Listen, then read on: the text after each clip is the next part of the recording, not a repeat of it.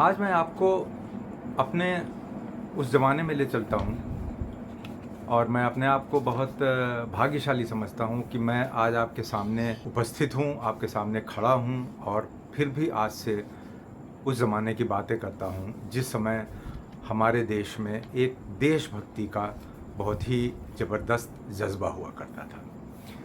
उस समय क्या होता था, जब हम पढ़ते थे तो हमें स्कूल में एक निबंध लिखने को भी दिया जाता था, हिंदी में और ऐसे में भी, कि हम समाज पर, हम व्यक्तियों पर सिनेमा का प्रभाव। उस समय सिनेमा ही एक माध्यम हुआ करता था मनोरंजन का।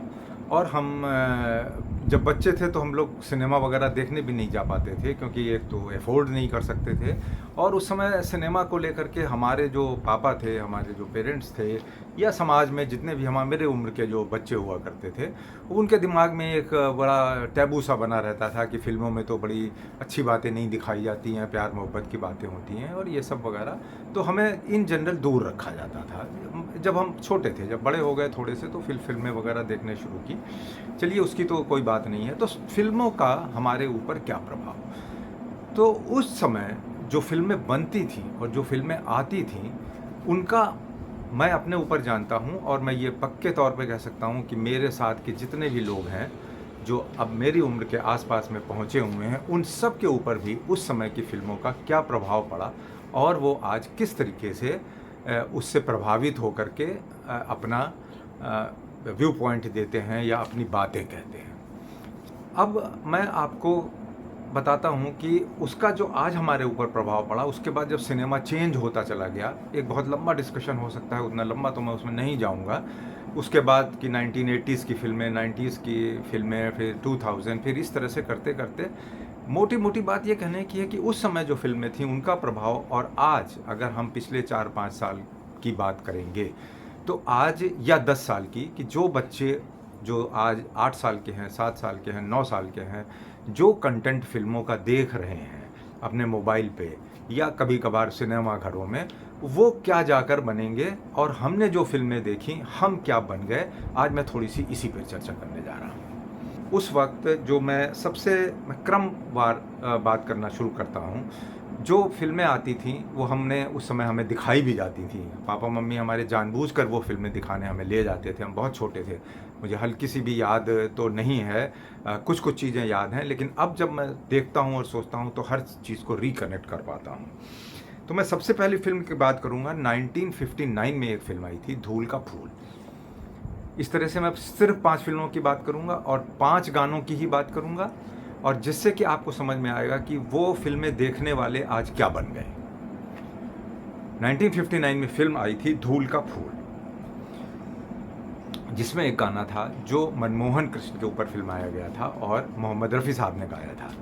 देखिए क्या इत्तेफ़ाक है, काम करने वालों का भी, गायकों का भी और गाने लिखने वालों का भी।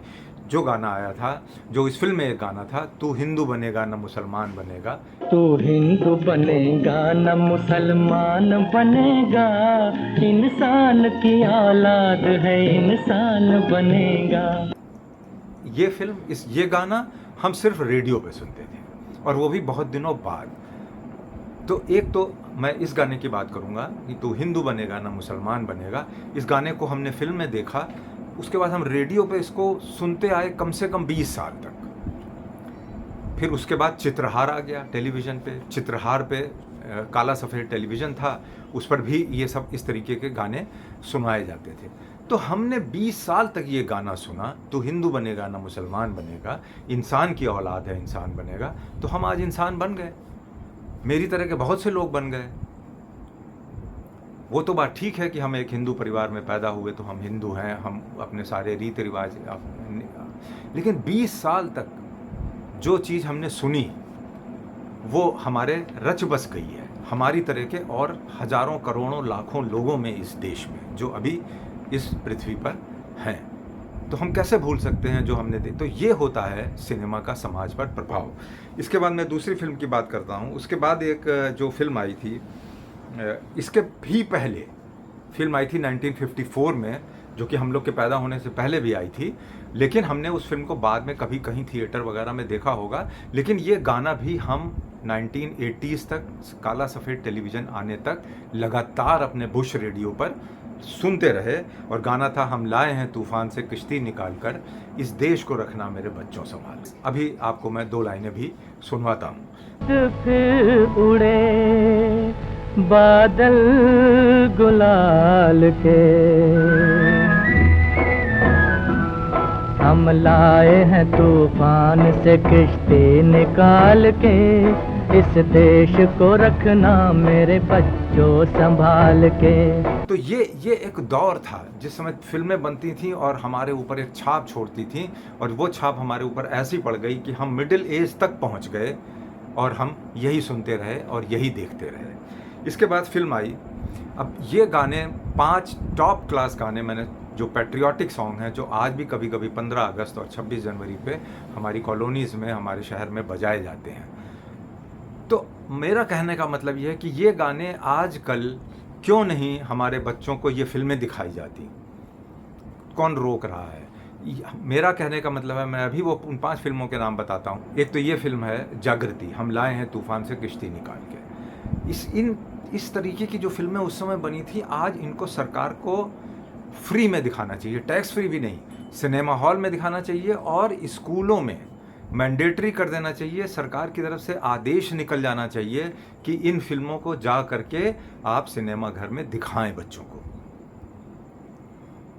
तब हमारा देश आज से 20 साल बाद कुछ बच्चों के अंदर जज्बा पैदा होगा। इसके बाद फिर जो अगली फिल्म की मैं बात कर रहा हूँ, जो 1964 में आई, हकीकत, जो इंडो चाइना वार पे बनी थी। पूरी फिल्म देशभक्ति के जज्बे से भरी हुई थी, और उसका जो मशहूर गाना वो भी रफ़ी साहब ने गाया था, कर चले हम फिदा जानो तन साथियों, अब तुम्हारे हवाले वतन साथियों। कर चले हम फिदा जानो तन साथियों,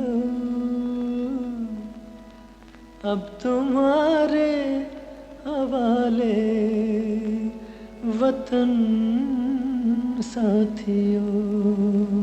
अगर ये 5 गाने आप अभी भी सुन लेंगे, किसी भी उम्र में सुन लें, बच्चे से लेकर बूढ़ा तक सुन ले, उसके अंदर खून में जोश पैदा हो जाता है। क्यों नहीं हमें इस तरीके के, आज तो इस तरह के ना तो गाने लिखने वाले हैं, ना गाने वाले हैं, ना दिखाने वाले हैं, ना बताने वाले हैं।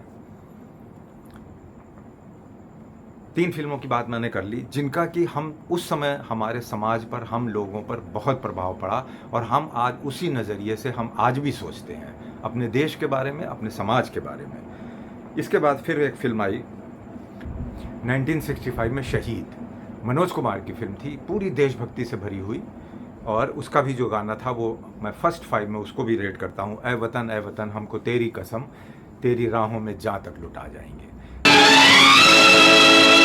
जलते भी गए,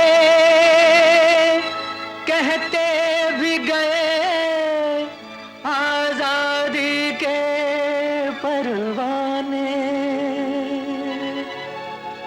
जीना तो उसी का जीना है, जो मरना वतन पे जाने।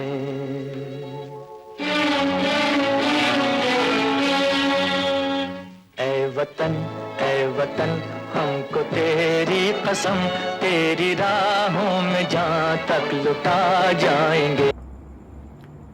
ये जो 4 गाने मैं अभी आपको बता रहा हूँ, और सारे गाने रफ़ी साहब ने गाए थे। और जो सबसे जो इसके बाद जो मैं 5वां गाना एक और मेरी लिस्ट में है, जो मैं बताना चाह रहा हूँ, वो बाद में फिल्म आई 1967 में, नौनिहाल, मेरी आवाज़ सुनो, प्यार का राज सुनो। मेरी आवाज़ सुनो, मेरी आवाज़ सुनो, प्यार का राज सुनो, मेरी आवाज़ सुनो।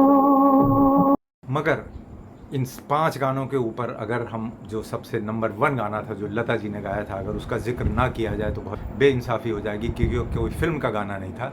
ऐ मेरे वतन के लोगों, जरा आँख में भर लो पानी। ऐ मेरे वतन के लोगों, जरा आँख में भर लो पानी, जो शहीद हुए हैं उनकी जरा याद करो कुर्बानी। तो ये गाने अब तो बनाए नहीं जाते, अब तो लिखे भी नहीं जाते, लेकिन आज भी हम जब इनको सुनते हैं तो उस समय सोचिए कि क्या माहौल क्रिएट हो जाता है। ज़रूरी है कि इस तरीके की चीज़ें, कंटेंट जो भी बन जाए, उसके बाद फिल्में बनती नहीं। मनोज कुमार साहब हमेशा देशभक्ति से ओत प्रोत फिल्में बनाते रहे। अक्सर किशोर कुमार को इस बात के लिए ब्लेम टाइप का किया जाता था कि उन्होंने कभी भी देशभक्ति से ओत प्रोत कोई गाना नहीं गाया, लेकिन उन्होंने एक ही गाना गाया, लेकिन वो सारे गानों के बिल्कुल पैरेलल बैठता है। जो आक्रमण में उन्होंने गाया, देखो वीर जवानों अपने खून पे ये इल्ज़ाम ना आए।